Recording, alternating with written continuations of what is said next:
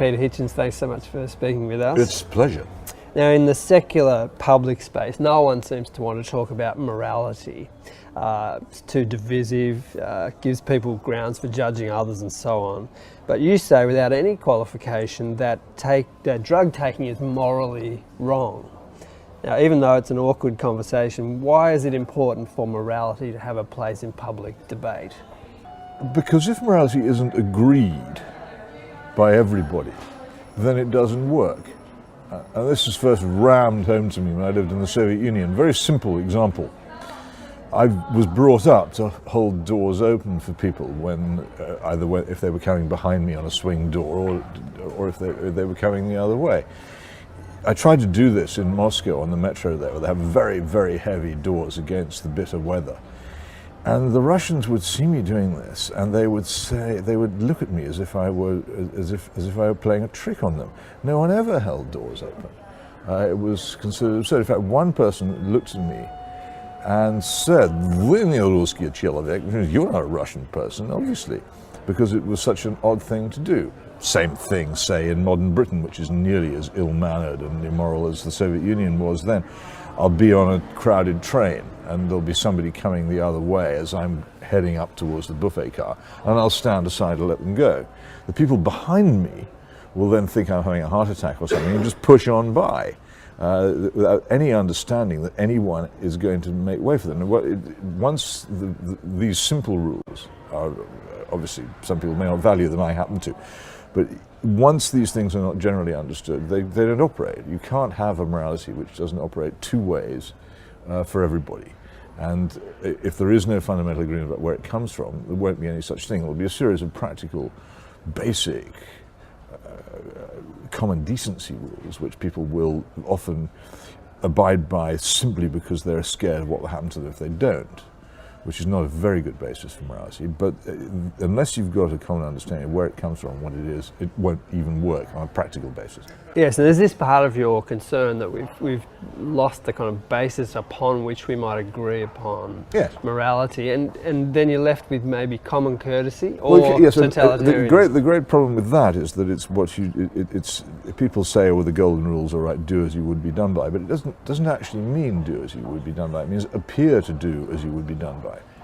Which, as anyone, for instance, who's ever been on the receiving end of rough office politics will know, people often don't actually do what they appear to be doing, and it's often in people's interest to appear to be much nicer than they are. And the evil done in secret is very common, and without something beyond common decency, there'll be a lot more of it. Now, I can't help feeling that your work in this area exposes a symptom of a much deeper issue in Western culture, and then we see it in our approach to drug taking, for instance, the very permissive lack of enforcement and so on. That we see something of a parable, a modern parable about what we really worship, which is unrestricted freedom of the individual. Do you think that's partly what's going on? Well, I think that's dignifying it. I call it selfism. It's the sovereignty of the self, the autonomy of the self, which as soon as you call it by its proper name sounds as unattractive as it is. And I think that the problem with selfism or selfishness or whatever you wish to term it, the problem with this sort of selfishness is that it will exist at all times and in all places unless there's something very powerful to restrain it. There are some religions which are quite worldly in their nature and their worship, which have been quite careful not to come into too much conflict with it. The problem with Christianity, the difficulty about Christianity, the reason why Chesterton said that it hadn't failed, it had been found to be difficult and not tried, is because it places a very heavy weight on unselfishness. And the collapse of Christianity, which in my view followed the First World War in Western Europe and has weakened everywhere else which it existed ever since, has allowed in a great deal of selfishness, which has often been dignified by its practitioners with all kinds of grandiose claims about human rights and freedom. But they are grandiose claims. They are designed to cover up the fact that what's really being done is the enthronement of the self, and the enthronement of the self, of course, means that those who are richer and more powerful and better off do quite well. In fact, it's never been such a good time, I think, in what used to be Christendom, to be rich or powerful than it is now. There's not much restraint. Not much restraint, and lots of rewards for failing to restrain yourself, and very few penalties. You're listening to Life and Faith and my interview with Peter Hitchens, the Conservative columnist and author from the UK. Now, this argument of yours to restrain drug use, I'm sure you're getting plenty of reaction to that, but there are similar debates around things like alcohol, poker machines, pornography and that sort of thing. People don't like having their freedoms restricted, but at the same time the word freedom again, you see. It's not really a freedom, and there are freedoms which are important to sort of society: the freedom of thought, freedom of speech, freedom of assembly. These are freedoms which could be and should be protected by law. But the freedom to drink or smoke or pill yourself into a stupor, how can that be called a freedom in the same breath? It's an extraordinary failure to distinguish between things which are very different. Yeah, I totally agree. I think the definition but of language freedom is very important here. Yeah. And one of the things which actually shocked me when I began to discuss this was the way in which the drug lobby portrayed themselves as liberators of the human soul. In fact, in many ways, they're the opposite.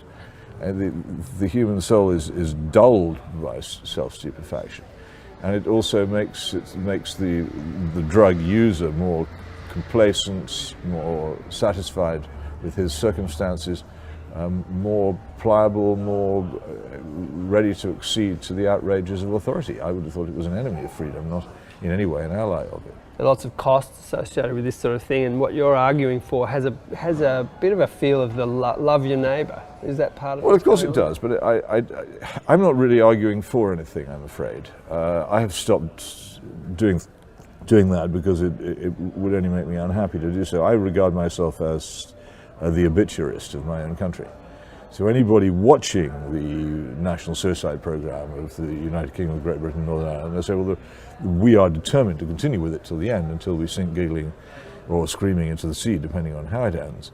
And there's nothing that anybody can do to stop it. I wish to record truthfully what happened, to describe accurately in plain English how it took place, so that anybody coming afterwards can look at it carefully, see what actually happened, and decide for themselves whether they want to follow the same pathway. Not many places have actually gone as far down as we have. But I don't, people say, oh, you campaign for tougher laws on drugs. Well, I would like it if Britain had more effective laws against drug possession, but I don't have any illusion for a moment this is going to happen. Because the mood of the times is against it, the great bulk of the academy and of the media are against it. I see absolutely no prospect that my arguments are going to win, even though I know perfectly well that I'm right. The tougher laws, though, might they not hurt the most vulnerable people, given that we see the impact of drugs on especially poorer people? The purpose of law is not to go around and punish people and throw them into prison. The purpose of law is to deter people from doing stupid, damaging things, often self-damaging things. And of course, if all crime is in a way caused by law. If we didn't have any crimes, we wouldn't have to have these tedious police forces and courts and prisons and stuff. But the truth is that we have them because we can't rely on the human conscience to restrain ourselves from doing things which are stupid. And at certain times, we can rely on it less than others. In fact, we're in an era of very weak conscience, so we need more laws. And one of my fears is that leaving drugs out of this, that the weakness of conscience, the unwillingness of people to forge moral chains upon themselves, as Edmund Burke warned, will lead to a stronger and stronger state.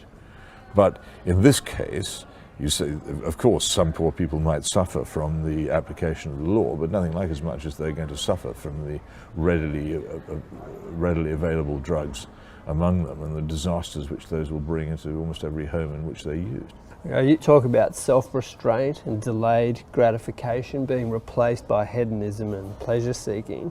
There's a whole lot of consequences associated with that. Well, this is just a description of events as they take place. What are the consequences of it, though? We're seeing them.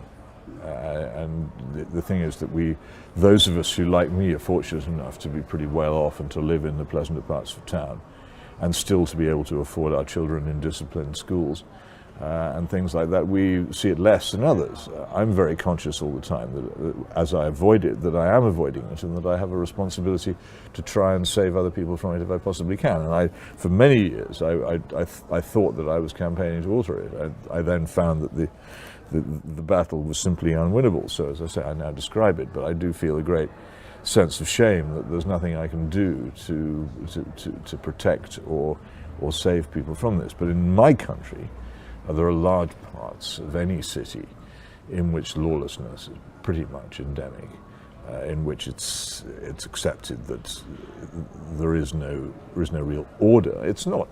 Everyone goes on about organised crime and mafias, and all these things are obviously bad, and the state needs to act against them. For most people, the breakdown of order means that when they're old, they don't walk along a shopping street because an 11 or 12-year-old on a bike will ride along and knock them over, or when they get home, the same 11-year-old or another one will kick a football against their bedroom wall for 12 hours at a stretch. Or if there's something at all peculiar or unusual about them, if they're a little odd. There's a terrible case, which you can look up on the internet, of a lady called Fiona Pilkington and her daughter Francesca. The daughter was, she had educational special needs, I think, would be the polite way of putting it. She was a bit unusual, and as a result, groups of youths would gather around their house night after night, pelting it with eggs and shouting rude things at them, and they would call the police, and the police wouldn't come, or would come and would go away again, and effectively ignored it, until in the end Fiona Pilkington's heart broke, and she drove out into the countryside, and with the two of them in the car, she set fire to the car and killed herself and the girl. This is a more, how shall I say, strongly delineated example of what's happening to many, many thousands of people in our country who are at the mercy of neighbours who don't love their neighbours. That's the worst of it. There are all kinds of other things. If you're a child in one of our less well-favoured schools, then you have no chance of learning anything because the classrooms are out of control. The teachers can't control them, and they have no authority with which to do it. Where would it come from? Who would back them up? The person who's in danger, if a teacher tries to discipline a pupil, the person who's in danger is the teacher. It's a bleak picture you're painting there. You can buy your way out of it, and most of our elite do, and so that it doesn't touch them personally, so they don't care about it.